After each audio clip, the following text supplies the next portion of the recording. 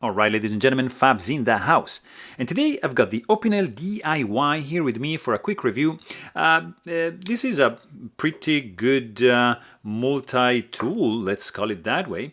Overall length is going to be 7.75 inches with a 4.5 inch long handle and 3.25 inch long blade.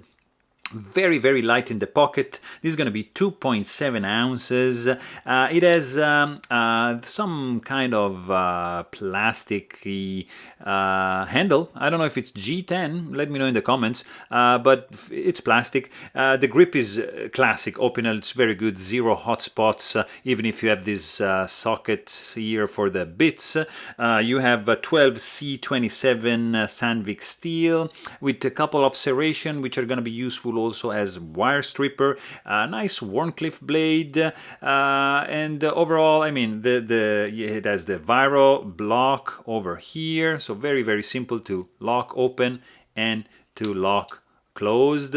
So overall, I mean, pretty cool knife. But hey, if you want to know more, please check out my full-length review. Don't forget to subscribe. Thanks for watching and stay tuned.